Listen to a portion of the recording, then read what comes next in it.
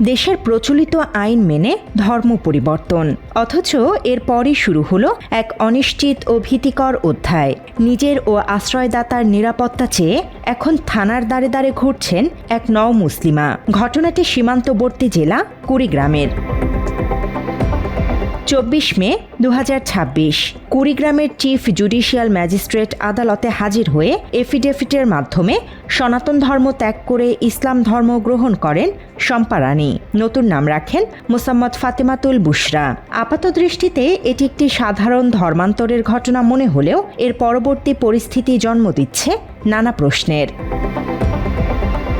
ধর্ম পরিবর্তনের পর পরিবারের সাথে সম্পর্ক বিচ্ছিন্ন হয়ে পড়ে ফাতেমাতুলের। নিরুপায় হয়ে তিনি আশ্রয় নেন কুড়িগ্রাম সদরের মাধবরাম সর্দারপাড়া এলাকার মাওলানা মুহাম্মদ জহুরুল ইসলামের বাড়িতে। পরবর্তীতে নোটারি পাবলিক কার্যালয়ে একটি সজ্ঞানে লিখিত অঙ্গীকারনামা দেন তিনি, যেখানে স্পষ্ট উল্লেখ রয়েছে সম্পূর্ণ স্বেচ্ছায়, সজ্ঞানে এবং কারো প্ররোচনা ছাড়াই তিনি এই পরিবারে বসবাস করছেন।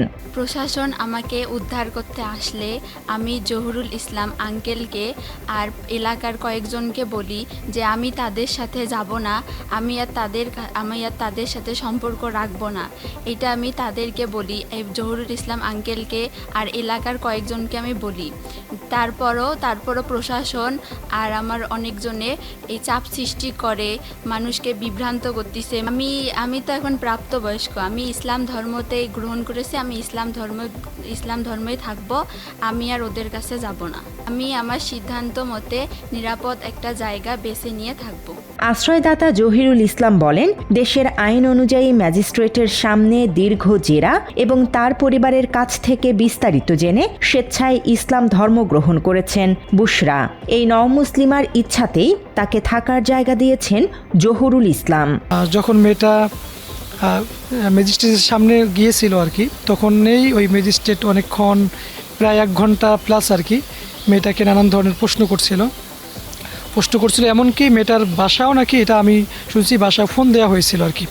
তো ফোন দেওয়ার পরে মেয়েটা পরবর্তীতে যখন আইনগত যে কাজগুলো আছে সবগুলো সম্পন্ন হওয়ার পরে মেয়েটা কোথায় থাকবে, কী সমাচার, তিনি নিরুপায় হয়ে পড়েন আর কি।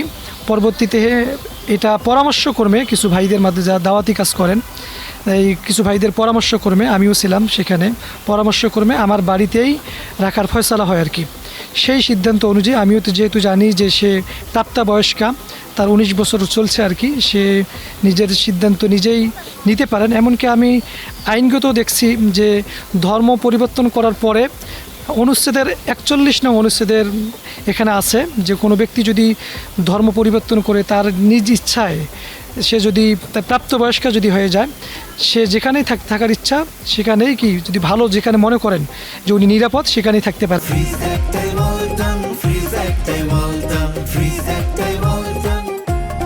তিনি আরও বলেন, আইন মেনে সব করার পরও স্বস্তিতে নেই এই তরুণী ও তার আশ্রয়দাতা পরিবার। অভিযোগ উঠেছে বিভিন্ন মহল থেকে অনবরত হুমকি দেয়া হচ্ছে তাদের। সদর থানায় দায়ের করা সাধারণ ডায়েরির আবেদনপত্র অনুযায়ী তরুণীর পূর্বের পরিবারের সদস্য এবং কিছু ব্যক্তি রাস্তাঘাটে বা আদালতে তাদের দেখামাত্রই প্রাণনাশের হুমকি দিচ্ছে। এমনকি অ্যাসিড নিক্ষেপের মতো গুরুতর হুমকিও দেয়া হচ্ছে বলে অভিযোগে উল্লেখ করা হয়। পরবর্তীতে গত 8ই জুন আর কি, এখানে সাব ইন্সপেক্টর সম্ভবত মাসুদ ভাই উনি আসেন, আরও কয়েকজন আসেন। আসার পর আমি বাসায় ওই সময় ছিলাম না। পরবর্তী দেখলাম যে বাজারের মধ্যে নাজমুলের সাথে অনেকগুলো কথাবার্তা বলে, ওকে অনেক রকমের ভয়ভীতি প্রদর্শন করে যে তোমাকেই নিয়ে যাওয়া হবে, হয়তো বা মেয়েটাকে দাও। পরবর্তীতে আমার বাসায় আসা হয়। বাসায় আসার পরে দেখা যায় যে আসলে আমি এখানে ছিলাম না।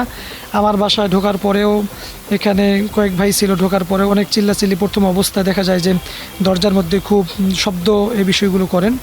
তো এখানে কথা হচ্ছে এই বিষয়গুলোর পরবর্তীতে বাড়ির ভিতরেই আমার অনুপস্থিতিতেই ওনারা ঢুকে আর কি প্রবেশ করে অনেক জোর জবরদস্তি করছিল। পরে জহুরুল ইসলাম ভাইয়ের বাসায় জহুরুল ইসলাম ভাই ছিল না, ওনার স্ত্রী ছিল। তারপর ওনারা দরজায় আর কি ধাক্কাধাক্কি করছিল। এরপর বাড়ি তল্লাশি করছে। যে প্রশাসনিক লোকজন যখন আসছিল আমার ফোন নাম্বার ট্যাগ করে আমার কাছে, তখন ওনারা আমাকে প্রশ্ন করছিল যে মেয়েটা কোথায় আছে। আমি বলছিলাম মেয়ে আগে হিন্দু ছিল, বর্তমানে সে মুসলিম, সে প্রাপ্তবয়স্ক, 19 বছর বয়স, এনআইডি কার্ড অনুযায়ী।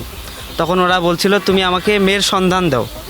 হ্যাঁ, ওনারা বলছিল যে তুমি আমাকে মেয়ের সন্ধান দাও, মেয়ে কোথায় আছে, তুমি মেয়ের সন্ধান দাও, তোমাকে ছেড়ে দেওয়া হবে, না হলে তোমাকে থানায় নিয়ে যাওয়া হবে।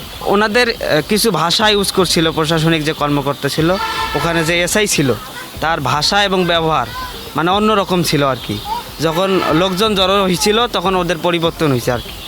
স্থানীয় বাসিন্দারা জানায় জহুরুল ইসলামের সাথে অসৌজন্যমূলক আচরণ করেছে স্থানীয় আইন শৃঙ্খলা বাহিনীর সদস্যরাও। 11টা সাড়ে 11টার ওই দিক চিল্লা হাল্লা শুরু পরে আমরা ওই অবস্থা আমি দোকান বন্ধ করে ঘটনাস্থলে আসার পর দেখি যে এখানে পুলিশের লোক এক বাড়িতে, অর্থাৎ জহুরুল ইসলাম ভাই ওনার বাড়ির গেটে আর কি চিল্লা হাল্লা করতেছে। এইখানে আসার পরে দেখলাম যে পুলিশ নাজমুল নামের এক ছেলে, অর্থাৎ যে মেয়েটার সঙ্গে কথা হয়েছিল ওই ভাইকে বিভিন্নভাবে হুমকি দিচ্ছে যে তুমি মেয়ে কোথায় আছে, মেয়েকে বাইর করে দাও, আর না হলে তুমি আমাদের সাথে চলো। আর যে বাড়িতে মেয়ে রাখা হয়েছিল সেই বাড়ির গেটের মধ্যে দাঁড়িয়ে এরকম কথা হচ্ছিল। স্বাধীন দেশে আইনের প্রতি শ্রদ্ধা রেখে নাগরিক অধিকার রক্ষা করা প্রশাসনের অন্যতম দায়িত্ব। ধর্ম পরিবর্তনের মতো সংবেদনশীল বিষয়ে যাতে কোনো প্রকার বিশৃঙ্খলা বা আইন নিজের হাতে তুলে নেয়ার মতো ঘটনা না ঘটে, সেদিকে প্রশাসনের সুনির্দিষ্ট ও নিরপেক্ষ ভূমিকা প্রত্যাশা করছে স্থানীয় সচেতন মহল। তথ্যচিত্রে রবিউল ইসলাম, বাংলা এডিশন।